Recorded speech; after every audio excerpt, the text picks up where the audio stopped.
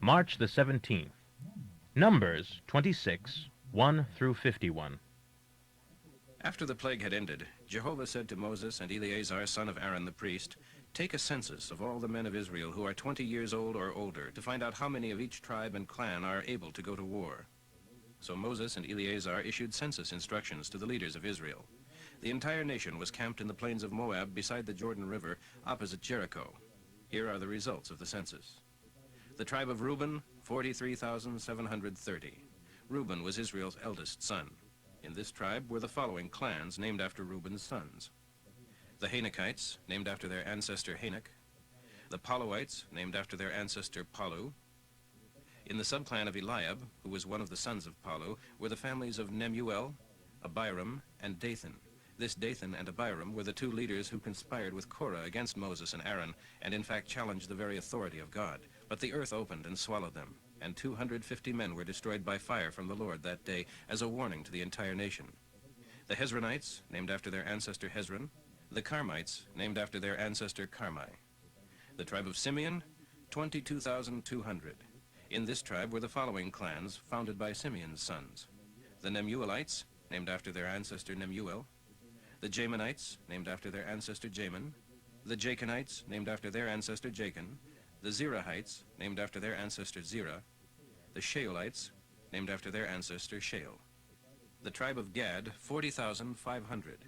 In this tribe were the following clans founded by the sons of Gad: the Zephonites, named after their ancestor Zephan; the Haggites, named after their ancestor Haggai; the Shunites, named after their ancestor Shunai; the Oznites, named after their ancestor Ozni; the Erites, named after their ancestor Eri; the Arodites, named after their ancestor Arod; the Arielites, named after their ancestor Areli. The tribe of Judah, 76,500. In this tribe were the following clans named after the sons of Judah, but not including and Onan, who died in the land of Canaan: the Shilonites, named after their ancestor Shelah; the Perizzites, named after their ancestor Perez; the Zerahites, named after their ancestor Zerah. This census also included the subclans of Perez: the Hezronites, named after their ancestor Hezron; the Hamulites, named after their ancestor Hamul.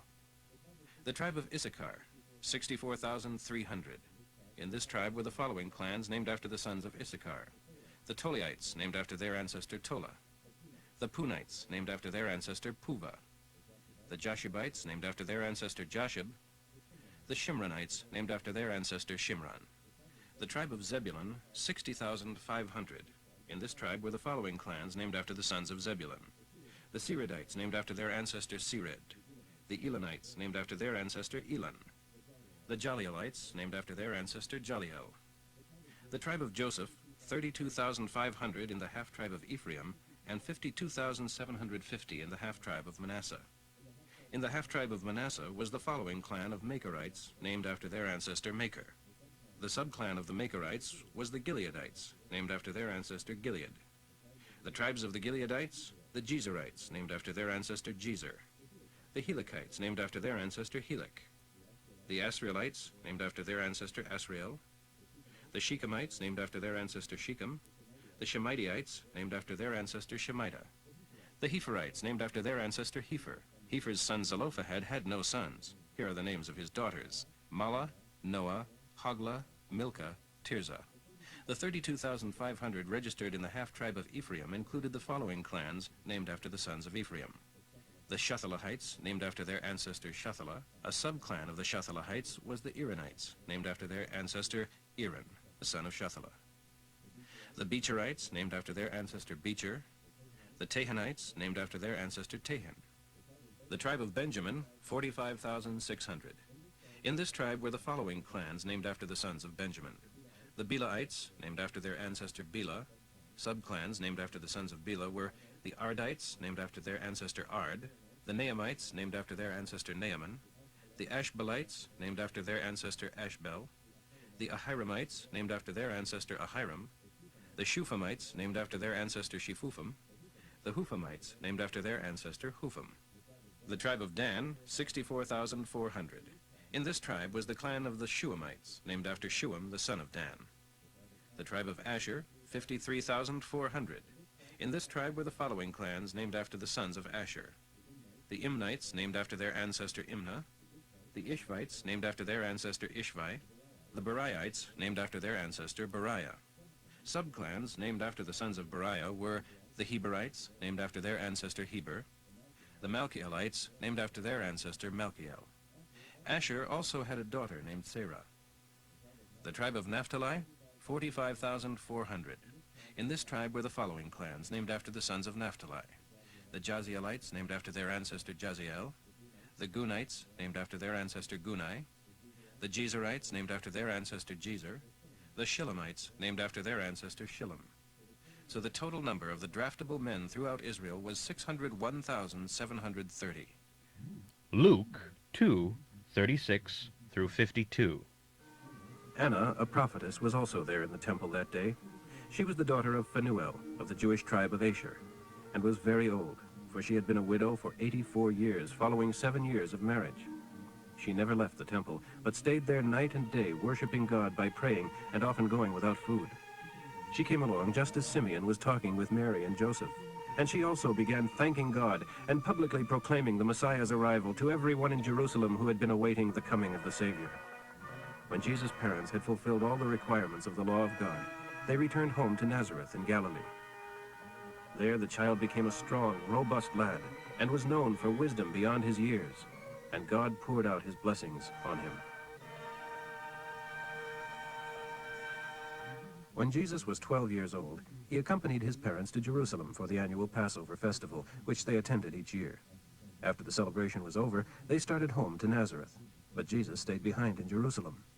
His parents didn't miss him the first day, for they assumed he was with friends among the other travelers. But when he didn't show up that evening, they started to look for him among their relatives and friends. And when they couldn't find him, they went back to Jerusalem to search for him there. 3 days later, they finally discovered him. He was in the temple, sitting among the teachers of law, discussing deep questions with them and amazing everyone with his understanding and answers. His parents didn't know what to think when they saw him sitting there so calmly. Son, why have you done this to us? Your father and I have been frantic, searching for you everywhere. But why did you need to search? Didn't you realize that I would be here at the temple, in my father's house? But they didn't understand what he meant. Then he returned to Nazareth with them and was obedient to them. And his mother stored away all these things in her heart. So Jesus grew both tall and wise, and was loved by God and man. Psalm 60:1 through 12. O God, you have rejected us and broken our defenses. You have become angry and deserted us. Lord, restore us again to your favor. You have caused this nation to tremble in fear. You have torn it apart. Lord, heal it now, for it is shaken to its depths. You have been very hard on us and made us reel beneath your blows.